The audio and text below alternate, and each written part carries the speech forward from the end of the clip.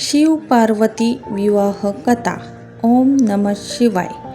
पर्वताचा राजा हिमालय आणि राणी मैना यांच्या घरी एक दिव्य कन्या जन्माला आली. जन्माच्या क्षणापासूनच त्या बालिकेच्या अंगावर तेज चमकत होते.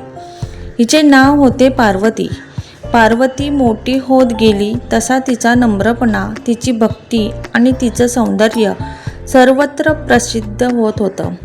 लहानपणापासूनच ती भगवान शंकराची अखंड भक्त होती. रोज ती शिवलिंगासमोर बसून जप करत असे. ओम नमः शिवाय, ओम नमः शिवाय.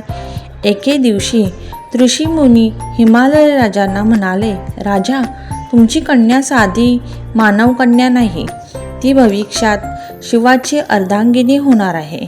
हे ऐकून राजा व राणी आनंद झाले, परंतु त्याच्या मनात एक शंका होती. महादेव योगी, एकांतप्रिय संसारापासून दूर ते विवाहाला तयार होतील का? दरम्यान जगात एक नवीन संकट उभं राहिलं होतं. तारकासूर नावाचा बलठा राक्षस वरदानामुळे जवळपास अजिंक्य बनला होता. त्याला वरदान मिळालं होतं, फक्त शिवपुत्रच मला मारू शकतो. यामुळे देवांना शिवविवाह अत्यंत आवश्यक होता. पण महादेव अजूनही सतीच्या विरहात गहन तपात मग्न होते. संसार, विवाह, प्रेम यापासून त्यांनी मन पूर्णपणे दूर केलं होतं. देवतांनी उपाय शोधला. पार्वतीने स्वतः महादेवांना तपाद्वारे प्रसन्न करावे.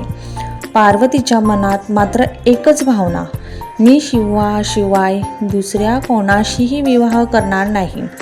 तिने ठाम निर्णय घेतला आणि हिमालय राजांनीही मुलीच्या भक्तीसमोर मान झुकवली. त्यानंतर सुरू झाला पार्वतीचा कठोर तप. सुरुवातीला फक्त फलाहार, मग पाने आणि शेवटी अगदी वाऱ्यावरही तिने तपश्चर्या केली. रात्रंदिवस एकच मंत्र, ओम नमः शिवाय. तिचं तप पाहून संपूर्ण त्रिलोक आश्चर्यचकित झाला. देवही म्हणू लागले, हीच भवानी, हीच भविष्यातील शिवाची अर्धांगिनी. आणि अशा रीतीने सुरू होते शिव पार्वतीची विवाहकथेचा पहिला अध्याय. पार्वतीच्या अखंड भक्तीचा, तिच्या संकल्पनाचा आणि शिवप्रेमाचा महान प्रवासाचा प्रारंभ. ओम नमः शिवाय.